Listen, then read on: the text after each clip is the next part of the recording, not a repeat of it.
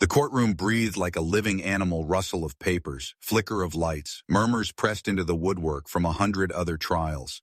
A clock ticked with the steady arrogance of time. Reporters bent close to notepads, stenographer keys jittered like rain on metal, and the judge, enthroned, wore authority the way others wore jackets. Outside, sirens faded. Inside, the law pretended it could not hear them. At the back of the room stood a man few noticed, though he had been there most mornings before sunrise and most nights after everyone left. His jacket was plain, his shoes practical, his hands careful from years of lifting chairs and coaxing dust out from corners. A cart waited beside him, a broom, a mop, a bundle of neatly folded rags. The badge clipped to his pocket said custodial. No one read his name. He did not rise because he wanted attention. He rose because truth had grown heavier than his silence. "Your Honor," he said softly. Heads turned the way grass turns in a sudden wind. A few faces creased with impatience. A defense attorney rolled his eyes. A reporter smirked and lifted a phone. The judge arched an eyebrow, as if a painting had started speaking. "This is a proceeding," the judge said, each syllable ironed flat. "Sit down." The man did not sit. His fingers tightened on a thin manila folder he had kept too long, hidden too well. He had ironed the creases with his palm a dozen times, worried the edges like a rosary. He swallowed. "I have something the court needs to hear," he said. The words came out small, but they did not tremble. A ripple of laughter moved through the gallery, starting from one corner like a contagion. Someone whispered, "The janitor?" Another voice, amused and bored at once. "What's he going to do, polish the evidence?" The judge's mouth bent toward a laugh he tried and failed to hide. "Sir," he said, voice oil smooth with superiority, "your job is to keep this room clean. Let the court handle the law." The man nodded once, almost apologetic. Then he breathed like a swimmer who knows the water is cold but dives anyway. "I keep rooms clean," he said, "and sometimes that means noticing what others sweep under tables." A few chuckles died. The prosecutor glanced back, annoyed without committing to it. The bailiff shifted, conflicted between rules and curiosity. The stenographer's fingers hovered, unsure whether this would matter. On the docket, a corruption case inched forward with the patience of a glacier, contracts, invoices, and denials layered into a structure no one could see from the inside. The defendant that morning was a mid-level official with practiced modesty, family man, weekend volunteer, charitable donor. He studied his hands and pretended not to listen. "Please sit," the judge repeated, sharper now, the word please shaped like a threat. The man took one step into the aisle, no permission asked. A breathless hush made space for him. From somewhere in the benches, a woman hissed, "Security!" But the bailiff did not move. The man's presence felt less like disruption and more like a door opening in a room that had quietly run out of air. He was not grand. He was particular. He was not important. He was necessary. He remembered nights when the courthouse emptied and its echo belonged to him. The clack of his wheels, the resignation of a mop wrung dry, the hum of vending machines, the whisper of documents left face down on desks as if paper had privacy. He remembered voices through half-closed doors, the hush of names spoken like hot coal, the scrape of pens adding numbers that did not belong together. He had not meant to collect anything. The world dropped pieces at his feet. "Sir," the judge said, and now the word was a gavel. "One more time." The man lifted the folder. It was thin because truth is compact when you cut away the decorations. He held it at his chest the way a child holds a fragile prize. "I have evidence," he said. "It was thrown away. I picked it up to throw it away better. I read it by accident. Then I could not pretend I had not read it." Somebody laughed again late, awkward. The sound skittered across the floor and died alone. The defendant finally looked up. His eyes, careful until now, showed a flicker of heat, then cooled quickly, like a burner darkening under a pan. "What evidence?" the judge asked, half taunt, half test. The man did not open the folder. Not yet. He looked at the room instead, the wood panels that had heard promises and lies with equal patience, the flag standing with its hand over its heart, the seal that swore justice was blind and therefore fair. He thought about blindness. He thought about who benefits when someone cannot see. "Before I show it," he said, You should know I kept quiet because I thought silence was safer than truth. But silence chose me for the job I already had. Truth asked me for courage. I am late to that job, but I am here. For a breath, the courtroom held still. Dust hung thoughtful in a sunbeam. A camera lens clicked, and then, embarrassed, clicked no more. The judge reclined, feigning boredom, but his hands folded tighter than before. "Proceed," he said. The word sounded like a dare. The man stepped forward another pace. He could feel every stare traveling his face like fingers. Yet within him, something steadier than fear began to climb the spine he had bowed for years. He loosened the string around the folder, and paper sighed. What came next would rearrange the room. The laughter, the hierarchy, the future headlines. But in this first moment, this breath between mockery and revelation, the janitor stood as he always had, holding the tools of his trade. The broom waited where he left it. The folder waited where he held it. One for dust, one for the dirt that pretended to be clean. "Your Honor," he said. Again, voice level now. "I can show you why the numbers in your case never add up. I can show you where the money went." The clock continued its arrogant ticking, but now the second hand felt nervous, as if time itself understood that someone it had overlooked was about to speak in a language time could not ignore. Now. The janitor had always been a shadow in that building, a man whose presence was noticed only when someone tripped over his bucket or complained of a wet floor. People stepped around him as though he were furniture, as though his mop and broom defined his existence more than his heartbeat. Yet, in his quiet invisibility, he became something the rest of them could never be. He became a witness. His mornings began before the sun pried open the sky. He would slip through the side door of the courthouse, his keys jingling softly, echoing in marble corridors where his footsteps became the first sound of the day. The air smelled faintly of disinfectant, old wood, and the metallic tang of paper clips scattered on desks. He moved slowly, not because of weariness, but because he treated every surface like a patient in need of care. There was dignity in his work, though no one saw it. His mother had taught him that even humble labor was sacred when done with honesty, and so he polished until the floors shone like mirrors, knowing full well that judges, lawyers, and jurors would walk over them without a glance of gratitude. He did not do it for thanks. He did it because dignity was not a gift people gave. It was something a man carried in his chest when no one else believed in him. But while his hands moved with rhythm, his ears became open doors. He learned to listen. Late nights were when the courthouse loosened its belt, when the crowd thinned, when lawyers stayed behind to whisper with each other, when assistants forgot papers on benches, the building spoke secrets. The janitor did not try to overhear, yet words have a way of finding the ears of those whom no one bothers to notice. He would be wiping a desk, and through an open door came voices. "Make sure the contract is signed by Friday. But the company doesn't exist on the registry. Don't worry. It's handled." At first, he thought little of it. He believed in the law, in justice.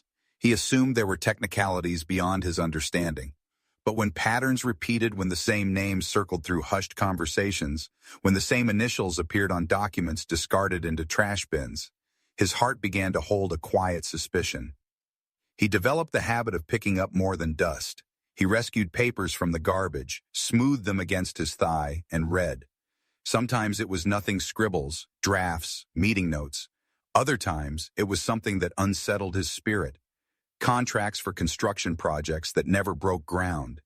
Invoices billed to companies that had no offices. Signatures so alike, they seemed written by the same hand. Each time he found one, he told himself to throw it away. After all, he was no detective, no prosecutor. He was a man with a mop. But his conscience disobeyed. The papers felt heavy in his fingers, heavier than trash, and so carefully, quietly, he began to save them. At home, in a shoebox beneath his bed, the fragments grew into a strange collection. He never spoke of it to his neighbors, who already saw him as the tired man who smelled of bleach. He never spoke of it at church, though the preacher once told him truth will haunt a man until he gives it light.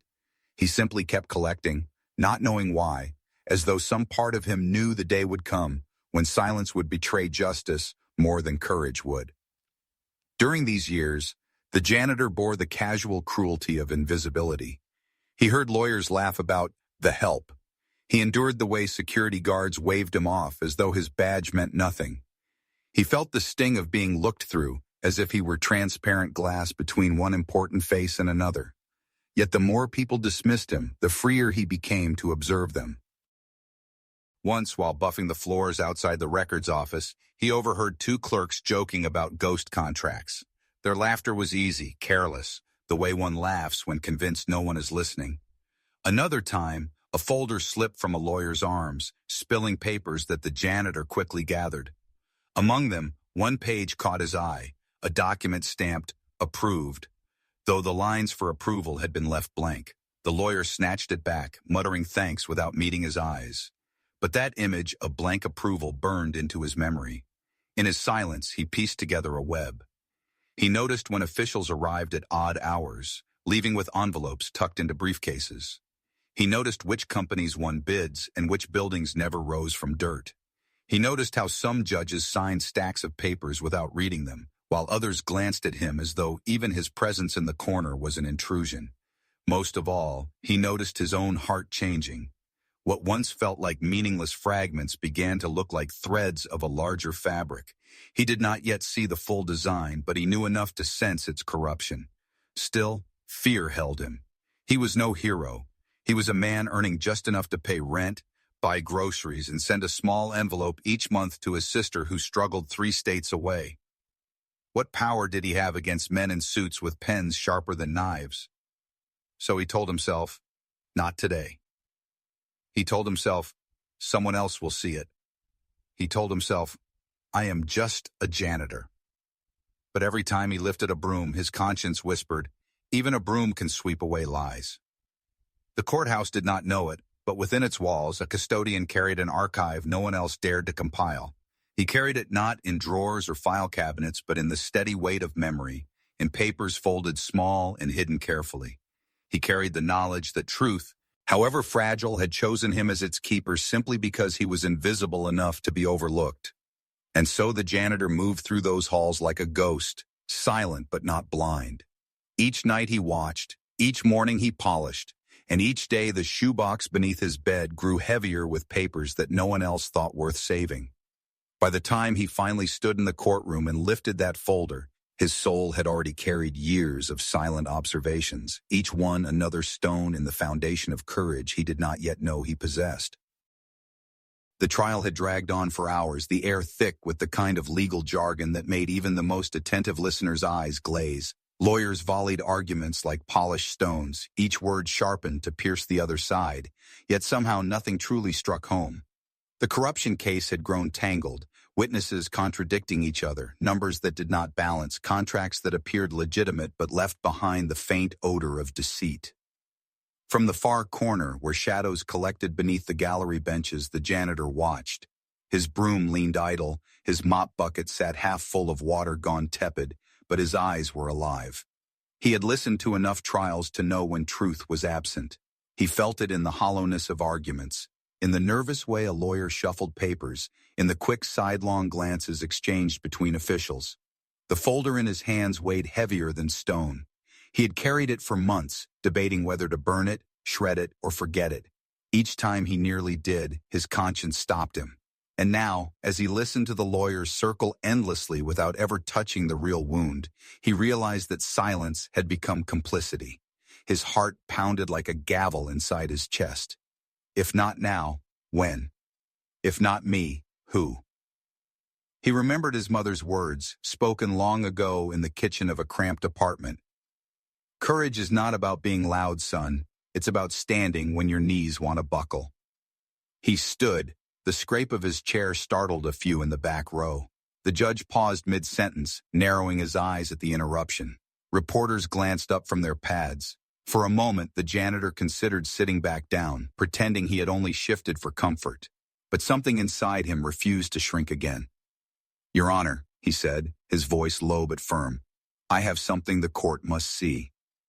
The courtroom reacted as though a bird had flown in through a window. Heads turned, murmurs swelled, and a ripple of incredulity ran through the crowd. The bailiff stiffened, uncertain. The judge blinked slowly, then leaned back, amused. "And who might you be?"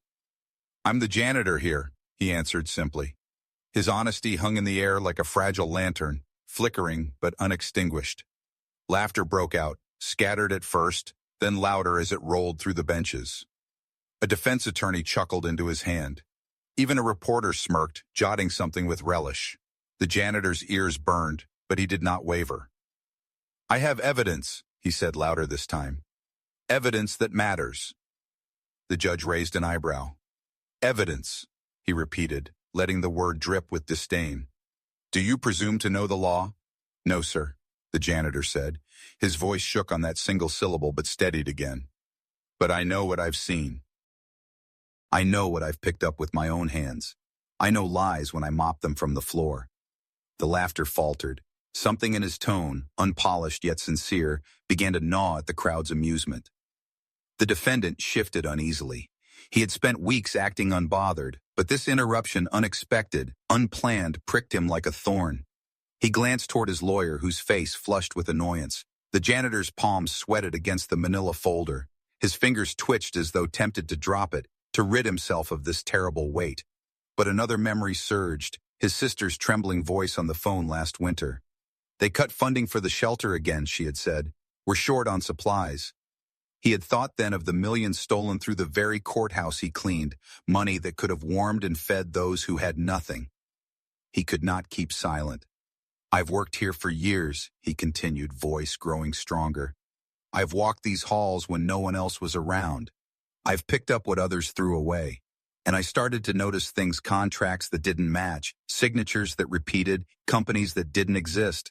I thought I was crazy, but the more I looked, the clearer it became. Someone was stealing from the people, a lot of someone's." The judge frowned now, his amusement thinning. "This is highly irregular," he muttered, but his eyes, sharp and calculating, betrayed the seed of curiosity. The janitor lifted the folder high enough for all to see. It was unremarkable, worn edges, taped corners, but within it lay years of observation, nights of quiet discovery, mornings of moral wrestling. "My job is to clean," he said, "and I see what gets left behind. I don't want to be here, Your Honor, but I can't let this lie any longer." Silence crept into the room, replacing laughter with unease. Even the stenographer, unsure whether to record this intrusion, stared wide-eyed. Reporters leaned forward, pens hovering. The janitor inhaled deeply, steadying his heartbeat. In that breath, he realized that courage was not the absence of fear. It was the decision that truth mattered more than comfort. And so, with the weight of years pressing on him and the gaze of the court pinning him like a nail, he took the final step forward. He placed the folder on the evidence table. "This," he said, voice quiet but certain, "is what you're missing." For a long moment, no one moved. The room balanced on the edge of revelation. The judge cleared his throat, attempting to mask his unease with authority. "We'll see about that," he muttered, motioning to the bailiff. But everyone in that courtroom knew something had shifted. A janitor had spoken, and the ground beneath them felt less stable than it had a moment ago. The moment stretched so long it seemed even the dust in the courtroom held its breath. The folder sat there on the evidence table, plain, manila, unremarkable. Yet the way the janitor's calloused hands had placed it made it feel like an object of power, as though within those creased sheets lay something stronger than polished arguments or high-priced lawyers. The judge leaned back, folding his hands across his chest, his robe draped like a curtain, his expression sliding into practiced superiority. For years he had stared down hardened criminals and slick attorneys with the same gaze, but never had a janitor, someone beneath the notice of the court, dared to interrupt proceedings. He found the intrusion insulting. "Order," the judge barked, though the courtroom was already silent. His voice ricocheted off marble walls, attempting to restore balance. "This is a court of law, not a stage for theatrics." Laughter broke again, nervous at first, then more brazen as others took their cue from the judge. A defense attorney snickered, shaking his head. "Unbelievable," he muttered, his voice just loud enough to be heard. A juror stifled a smile while one of the reporters scribbled furiously, already imagining the headline, "Janitor Crashes Trial." The janitor stood firm, though heat spread across his face like fire. He had expected disbelief, maybe even anger, but the ridicule cut deeper, like knives forged from contempt. His heart thudded so loudly he wondered if the whole room could hear it. The judge's voice sharpened like glass underfoot. You think because you sweep floors here you understand what passes across this bench? Do you presume to place yourself on equal footing with officers of the court? The words landed heavy. Around the room, heads nodded, lips pursed, affirmations whispered in silence. Yes, who does he think he is? But the janitor's gaze did not drop. He had faced this look before, not from judges, but from customers at grocery stores, from managers who spoke down to him, from strangers who assumed uniform meant ignorance. Years of being invisible had taught him a hard truth. If he lowered his eyes now, he might never raise them again. I do not presume anything, he said softly, his voice like water trickling through stone. I only know what I have seen, what I have collected, and it does not belong in the trash. The gallery erupted again. Some laughed louder, emboldened by the judge's disdain, while others whispered mockingly. One man sneered, "Next he'll want to argue the case himself." Another voice chuckled, "What's he got in there? A mop schedule?" The ridicule washed over him, stinging but failing to drown him. For each laugh, he remembered a night alone in those halls, staring at documents that chilled his soul. For each sneer, he remembered the ghost companies, the empty lots billed as finished projects, the numbers that vanished like smoke. Laughter could not erase what he knew. The judge pounded his gavel once. This charade ends now. But before he could dismiss the man, a sound cracked through the laughter, firm, steady, the janitor's voice. "Your Honor," he said again, louder now, "if my words mean nothing, then at least let the papers speak. If they are worthless, you lose nothing by looking. But if they are true—" He paused, letting the silence swallow his words. "Then it is justice that loses everything if you refuse." For a heartbeat, no one moved. The judge narrowed his eyes. He hated being challenged, especially by someone he considered beneath notice.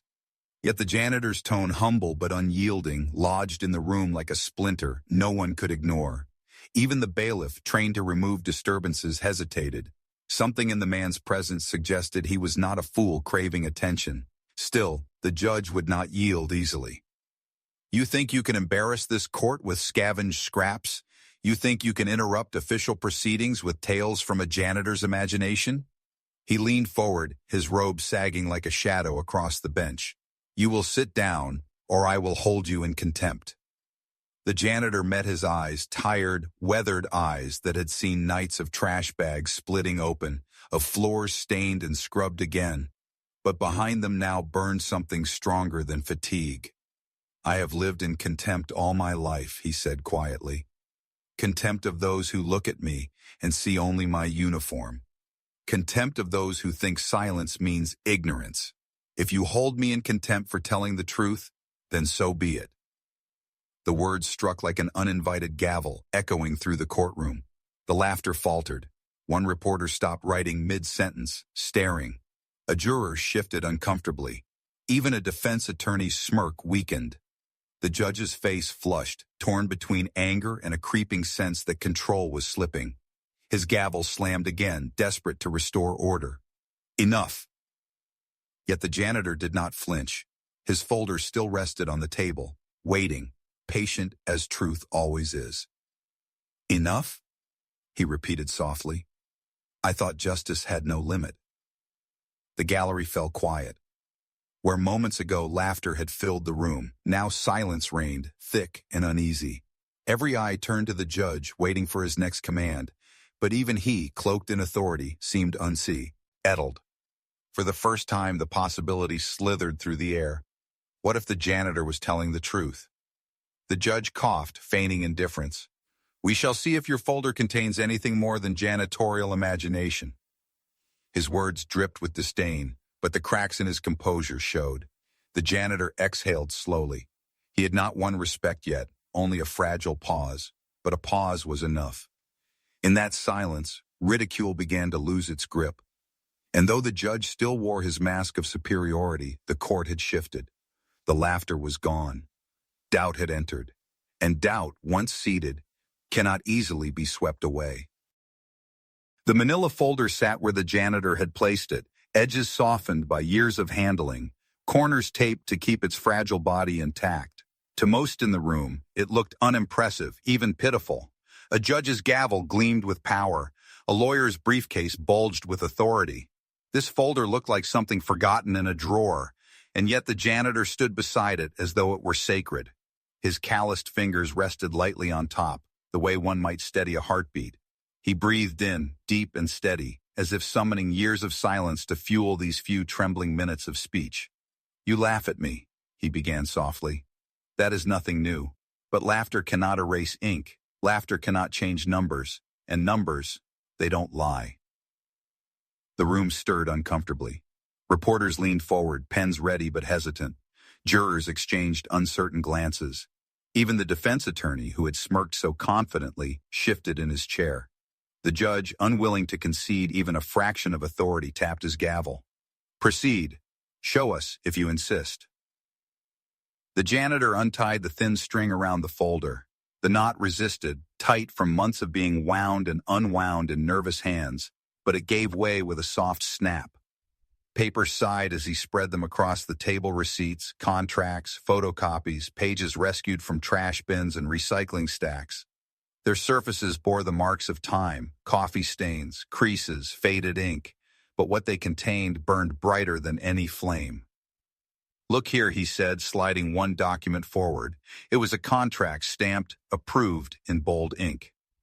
"This project was billed to the city 3 years ago, a new community center, meant to provide shelter and education." He looked up, his eyes steady. "But you all know there is no such building. The lot remains empty." The judge frowned, leaning slightly forward despite himself. "That proves nothing. Projects are delayed." "Delayed?" The janitor's lips curved with a sad smile. "Perhaps, but the funds were already paid, millions of dollars transferred." He laid a second page beside the first, a ledger of payments.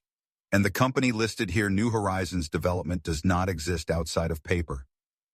A murmur rippled through the room. Reporters scribbled furiously now. One juror's brow furrowed. The defense attorney's smirk cracked entirely, replaced by a flash of alarm. The janitor continued, his voice growing steadier, fueled by momentum. "Here, another contract, different name, different project, a new library this time. But the same handwriting signs both. 2 signatures, 2 supposed directors. Look closely." He pointed with a finger worn from years of scrubbing. The letters curl the same way. The loops of the Y identical. One hand pretending to be many. The judge's eyes narrowed. He took the page, comparing it himself. His lips pressed into a thin line, though he said nothing. "This one," the janitor went on, sliding another paper forward, "was discarded, half-signed. Maybe someone grew careless. It shows approval for road repairs on a street that never needed repairs. Yet funds vanished anyway. Look at the initials. Look at the stamp, it's the same as the last." The room was silent now, save for the whisper of papers being turned. Laughter had long since died. The janitor's words, humble yet precise, began to weave a picture too sharp to ignore. He paused, glancing around. "I never asked to find these. They found me, in bins, under desks, left on floors. I am a janitor. My work is to pick up what others throw away. And so I picked up the truth." His hand trembled as he lifted the thickest sheaf of papers, a timeline he had built from fragments pieced together like a puzzle no one else cared to solve. Dates, amounts, signatures, all traced in careful, steady writing. He laid it out before the court. "This is not one mistake. It is a pattern. Over years. Over millions. A web of false companies, ghost projects, and officials signing what they knew was fraud. This is theft, not from me, not from you, but from every taxpayer, from every family wondering why their schools crumble, why their hospitals run short, why their streets flood." The judge shifted uncomfortably. The gavel in his hand felt heavier now. The defendant at the table sat rigid, color draining from his face. He whispered harshly to his lawyer, whose response came in frantic, hushed tones. "You may doubt me," the janitor said, softer now. "But the paper speaks. Numbers do not laugh. They do not care about titles. They simply show what is." He gathered the papers gently, stacking them again into the folder. His voice, once trembling, now carried calm conviction. "I am no lawyer. I do not know the language of the court, but I know lies when I sweep them up. And these lies are large, more than dirt. They stink stronger than bleach can cover. You may mock me, Your Honor, but if you ignore these, you mock the people who trust this court to guard them." The silence that followed was heavier than any gavel strike. It pressed down on everyone present, demanding acknowledgement. For the first time, the judge did not have a retort ready. His eyes lingered on the stack of papers, his fingers twitching against the bench. He had mocked the janitor minutes ago, yet now, the janitor stood not as a nuisance, but as a mirror reflecting the court's own failings. The janitor lowered his head slightly, respectful but unbroken. "I place this before you. Do with it what you will, but know that truth, once spoken, cannot be swept away again." And with that, he stepped back, folding his hands in front of him. He did not need to say more. The paper said everything. For a moment, the courtroom seemed frozen in time. Reporters held their pens mid-air. Jurors leaned forward unconsciously. Even the judge, so sure of his authority, stared at the humble folder as if it had grown teeth. The janitor's voice, once mocked, had carved a silence sharper than laughter. He reached forward and spread more papers across the table. "This isn't one mistake," he said evenly. "It isn't two. It is a system. And systems leave trails even when those running them think no one is looking." He lifted a contract from the pile, an agreement for road construction. His finger traced the figures. "This project cost the taxpayers $12 million. It was supposed to resurface 20 miles of road." He looked up, eyes sweeping the jurors. Yet those roads remain untouched. No asphalt, no repairs. The only road paved was the one leading into the pockets of men who signed this. The defense attorney shot to his feet. "Objection. This is irrelevant testimony. This man is not qualified." The judge raised a hand, silencing him. His voice was clipped, but curiosity lingered behind it. "Let him continue, for now." The attorney sat reluctantly, eyes blazing. The janitor placed another sheet beside the first. This invoice was billed under Horizon Infrastructure Group, a company registered only 6 months before the project began. I checked. It has no office, no employees, no phone number. Its address leads to an abandoned lot. He pulled yet another paper, a second invoice. "Now look, a year later, a library project, $24 million allocated. The contractor, Liberty Solutions Incorporated. On paper, different. In reality?" He slid both documents side by side.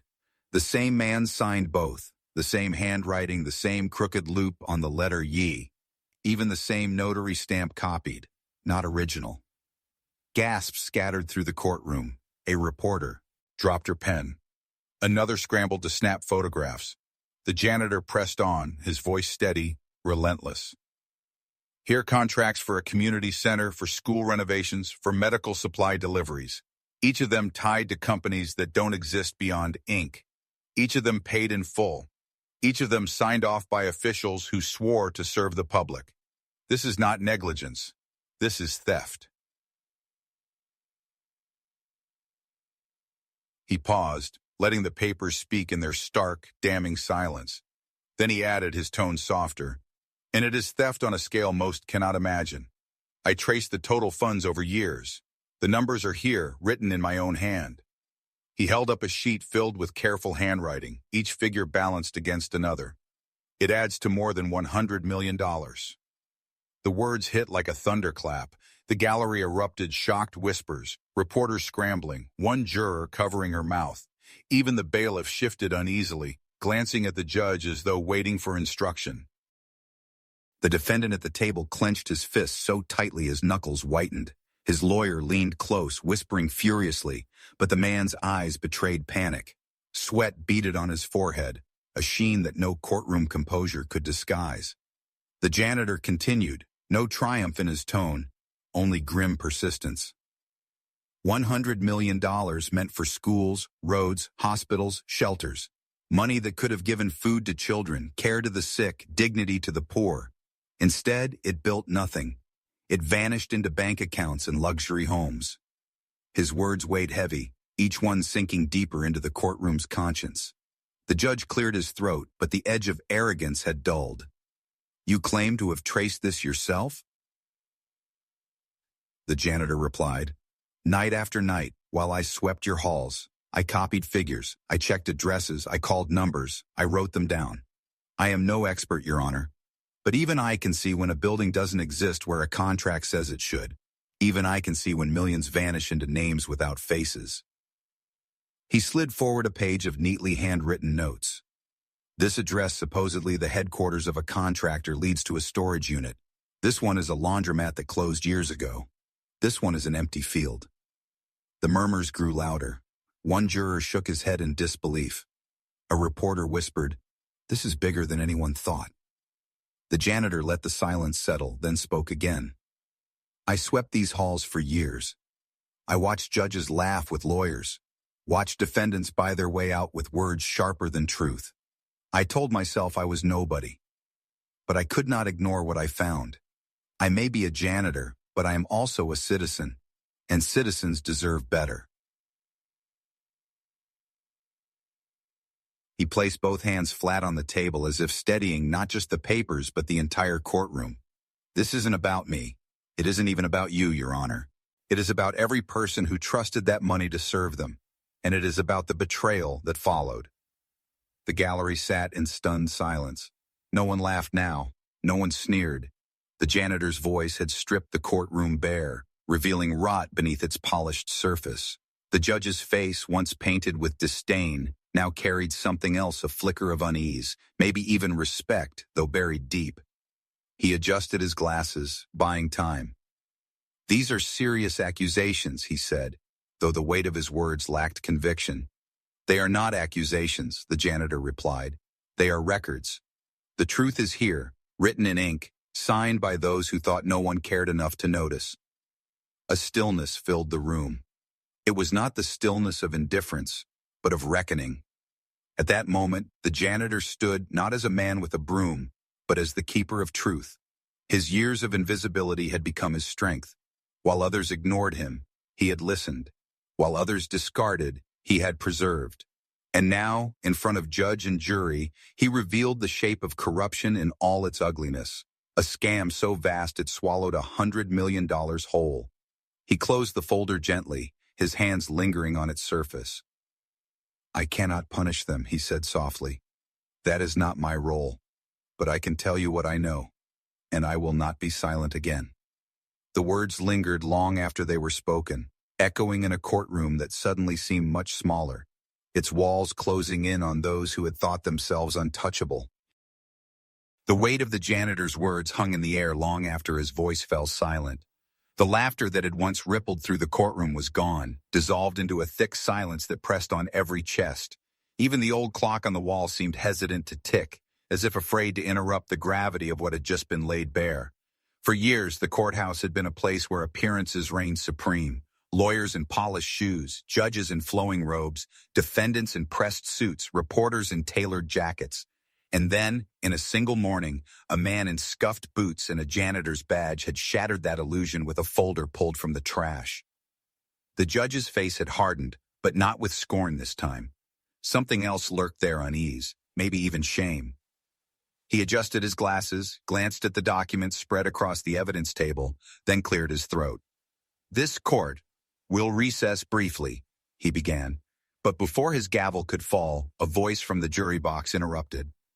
Your Honor, one juror said, rising slightly. His tone was hesitant but firm. I'd like to see those papers. Gasps fluttered across the gallery. It was unusual, unprecedented for a juror to speak mid-trial. The judge stiffened, but the ripple of agreement from other jurors was undeniable. Several nodded. One woman leaned forward, her face etched with conviction. We all should. The judge hesitated. Authority was slipping through his fingers, like sand refusing to stay clenched. To deny them now would look like complicity. And so, with a reluctant nod, he motioned to the bailiff. The bailiff gathered the papers, his normally stoic face betraying curiosity. He laid them carefully before the jurors.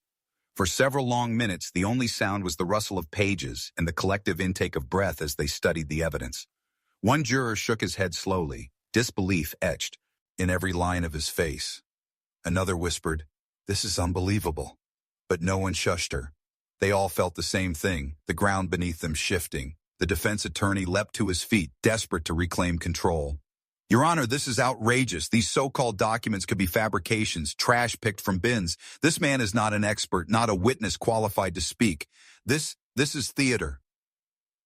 But his words rang hollow now. He could not drown the truth with volume. Too many eyes had seen the ink. Too many hearts had felt the weight of the janitor's conviction. The prosecutor, who had sat quietly through much of the trial, rose with sudden fire. He was a man who had long suspected corruption, but never had the missing puzzle pieces. He stepped forward, his hand resting on the stack of documents. Your Honor, he said firmly, if these records are real, they expose a pattern of fraud spanning years. This court cannot ignore them. I move to admit them into evidence immediately. The defense attorney sputtered in outrage, but his words no longer carried authority. The tide had turned. The courtroom, once eager to mock, now leaned toward the janitor's side. The judge, his lips pressed thin, finally spoke. Very well. These documents will be entered into evidence provisionally. Their authenticity will be verified. His voice cracked slightly, betraying his inner conflict. He had mocked the janitor publicly. To now acknowledge his evidence was to admit his own error. The janitor, standing quietly to the side, lowered his gaze. He was not seeking victory. He had not come for applause. Yet in that moment, the court no longer saw a custodian. They saw the man who had pulled back the curtain on their illusions. Reporters scribbled frantically, some whispering headlines under their breath. Janitor exposes multi-million scam. Truth swept from trash. Judge mocked custodian, now eats his words. The defendant at the table had gone pale. His lawyer whispered in his ear, but the man barely responded. His hands shook, betraying the fear of a man who had built his life on shadows now burned away by unexpected light. The judge attempted to reassert control. Order, he said again, tapping his gavel. But the word no longer carried the same command. Order had shifted. The courtroom no longer orbited his authority. It now orbited the truth that had been dragged from the wastebasket by a man no one had thought worth listening to. One by one, people began to look at the janitor differently. The jurors no longer dismissed him. The reporters no longer mocked him. Even the bailiff, who moments ago had been ready to escort him out, now regarded him with something close to admiration. The janitor remained still, his calloused hands folded before him. He did not smile, did not revel in the shift. He simply breathed, the weight of years of silence slowly lifting from his chest. And in the silence, the judge's voice came again, quieter now. This court acknowledges the gravity of what has been presented. Further inquiry will be conducted. He paused, eyes flickering toward the janitor. His next words came reluctantly, as though dragged from him. The court thanks you, sir, for bringing this forward. The words were not an apology, not yet, but they were a fracture in the wall of disdain. The janitor inclined his head, nothing more. He had not come for thanks. But in that small gesture, respect was exchanged, the kind that cannot be commanded by robes or titles, but earned through courage. The laughter was gone forever. In its place lingered a silence too heavy to ignore, a silence in which truth had spoken through the most unexpected of voices. And from that moment on, the janitor was no longer invisible. He was the man who had forced a courtroom to see itself. The courtroom no longer felt like the same place. The marble walls were the same, the flag still hung, the gavel still rested in the judge's hand, but the air had shifted. It no longer belonged to the robed man on the bench or the lawyers who filled the room with jargon. It belonged to the janitor, to the truth he had dragged into the light. The documents were collected, copied, and rushed into the hands of forensic accountants. Phones buzzed in the background, prosecutors whispering urgently to investigators, reporters sending frantic notes to their editors. The court, once a theater of ridicule, had become a staging ground for justice. The judge, still stiff with pride, declared a recess to examine the validity of the evidence.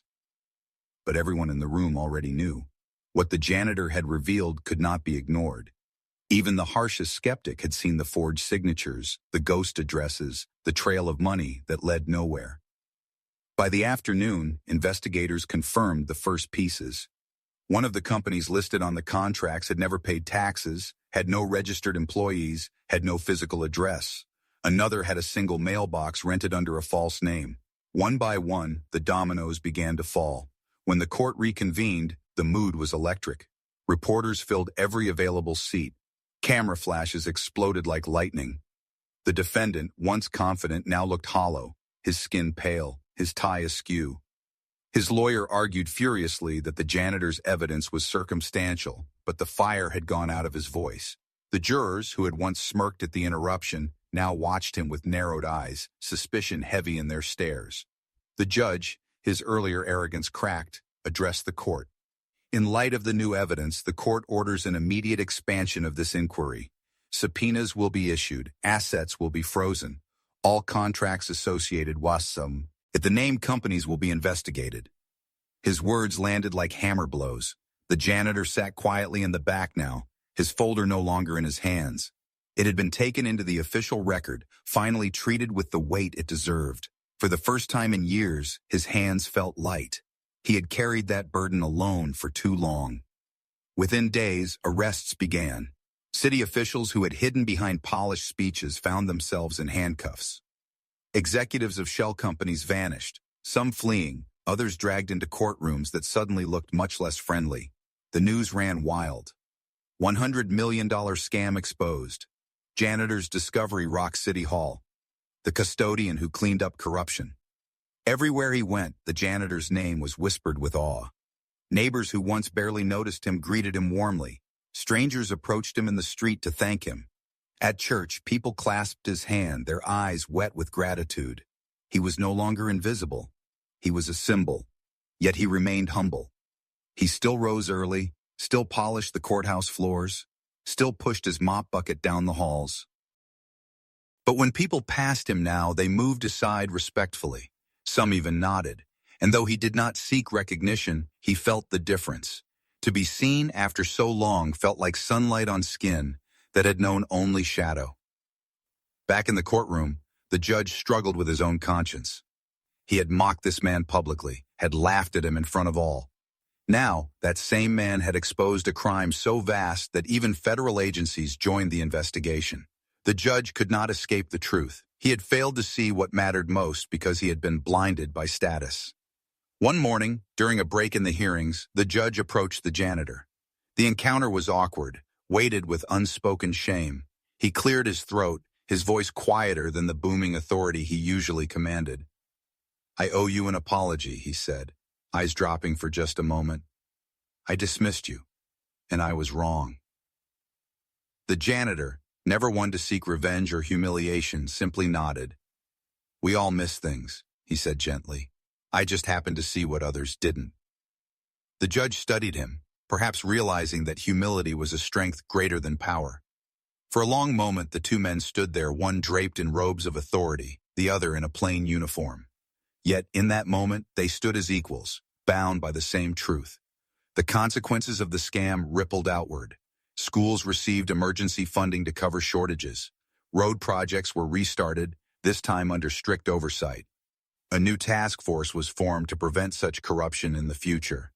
What had been stolen was not easily returned, but justice, once set in motion, began to mend what had been broken. And through it all, the janitor remained who he was, steady, quiet, unassuming. He refused interviews at first, reluctant to become a spectacle. But eventually, he agreed to share his story not for fame, but to remind others. That truth often lives in the overlooked places, waiting for someone brave enough to carry it forward. When asked by a reporter why he had done it, he answered simply, "Because someone had to, and I was there." Those words echoed beyond the courtroom, beyond the city. They became a reminder that integrity is not reserved for the powerful, that courage can wear work boots and carry a mop. The laughter that had once mocked him was gone forever. In its place, respect grew, not the shallow kind given to titles, but the deep kind earned by a man who chose truth over fear. And so justice rolled on, slow but steady, cleansing the stains that had spread so far. Officials who thought themselves untouchable now faced trial. New laws were drafted to close the loopholes that had allowed the theft. And the people, though wounded by betrayal, found hope in the knowledge that one voice, one humble, overlooked voice, had made the difference. The janitor had not only exposed corruption, he had reminded the world that dignity does not come from robes or gavels, but from the courage to speak when silence is safer. And though he returned each morning to sweep floors and polish banisters, everyone who saw him now knew. He was the man who had swept away lies worth $100 million. The story of the janitor did not end in that courtroom, though that was where the world first heard his voice. Like a stone dropped into still water, the ripples traveled outward through headlines, through whispers in neighborhoods, through the way people looked differently at those they once overlooked. The newspapers gave it dramatic titles. Janitor exposes 100 barrels scam. Custodian brings court to silence. Truth swept from the floor. Television anchors replayed the footage again and again. A man in plain clothes standing steady, papers spread before him, the entire courtroom stunned into stillness. Social media lit up with clips turning his words into rallying cries. Laughter cannot erase ink. Numbers don't lie. In the beginning, he avoided the cameras. Fame made him uncomfortable. He had not spoken out to be celebrated. He had spoken because silence had become unbearable. Yet as the weeks passed, he realized his story was no longer just his. It had become a symbol. Students wrote essays about him. Churches preached sermons on his courage. Community leaders invoked his name when calling for accountability. And so, reluctantly, he allowed his story to be told not to make himself larger, but to remind others that truth is often carried by those least expected. I didn't want to speak, he told one interviewer softly, but truth wanted me to. What struck people most was not the magnitude of the scam, though it was staggering. It was the quiet humility of the man who exposed it. He still woke before dawn. He still pushed his mop bucket down familiar halls. He still polished brass handles until they gleamed. And when people stopped him to shake his hand or offer thanks, he smiled gently, nodded, and said, "I was just doing my job." But the truth was larger than that. His job had not been cleaning floors. His job had become cleaning corruption. In doing so, he reminded a weary community that integrity is not measured in status, but in courage. The city began to change. Investigations widened. More arrests followed. Programs once starved of funding began to receive the money they needed. A new library opened, this time real. Children filled its halls, their laughter echoing against shelves lined with books that smelled of fresh paper and hope. At the ribbon cutting, someone asked the janitor to speak. He hesitated, nervous before the microphone, but his words were simple and steady. "This library is not here because of me. It is here because the truth was stronger than lies. Always, the truth waits. Someone must simply open the door." The crowd applauded, but what lingered was not applause. It was the reminder that small voices matter. The judge who had mocked him changed too. Though pride kept him from a full public apology, his demeanor in court softened. He listened more, sneered less, remembered the weight of humility each time he saw the janitor in the halls. And though they rarely spoke, an unspoken respect flowed between them, an acknowledgement that wisdom had walked into his courtroom dressed in plain clothes. The janitor's life outside the courthouse blossomed as well. Neighbors who once overlooked him now greeted him warmly. Strangers recognized him in grocery aisles. His sister, whose shelter had struggled for years, finally received the funding it needed. One evening, as children played in the shelter's yard, she called him with tears in her voice. "They have beds now," she said. "They have food. Because you spoke." He closed his eyes, and for the first time in years, the burden in his chest eased. Yet he never let recognition change him. Each morning he tied his work shoes the same way, pulled on his uniform, and stepped into the courthouse as he always had. For him, humility was not a costume to shed when cameras disappeared. It was his nature, carved from years of being unseen. People began to ask, how could a janitor see what no one else saw? How could he notice what experts overlooked? The answer was simple. He had not been distracted by pride. While others believed themselves too important to look down, he had lived his life looking at the ground, at the scraps, the fragments, the things discarded. What others dismissed, he preserved. What others ignored, he honored. And from that, truth revealed itself. The moral grew clearer than any headline. Never underestimate the overlooked. Greatness often hides in plain sight, dressed not in robes or suits, but in humility and persistence. In time, the janitor became a story parents told their children at bedtime. Teachers shared with Udin's pastors preached from pulpits. He was not a hero in the grand sense, no cape, no spotlight, but he was a hero in the truest sense, an ordinary man who chose integrity over fear. And when people asked him what gave him the courage, his answer never changed. He would smile gently, eyes tired but kind, and say, "Even a broom in humble hands can sweep away lies." It was not the kind of wisdom that comes from books or lectures. It was the kind that comes from living, from seeing, from carrying silence until silence itself demanded to be broken. The $100 million scam became a cautionary tale for generations. But the janitor's courage became something greater, a testament to hope. A reminder that power is fragile when built on deceit, and that truth, no matter how small its voice, can topple empires of lies. And so his story closed not with the clang of a gavel, nor with the flash of cameras, but with a quiet truth echoing through the hearts of all who heard it. That status is fleeting, that power can corrupt, but dignity, the kind carried by a man who speaks when silence is safer, that dignity can change the world.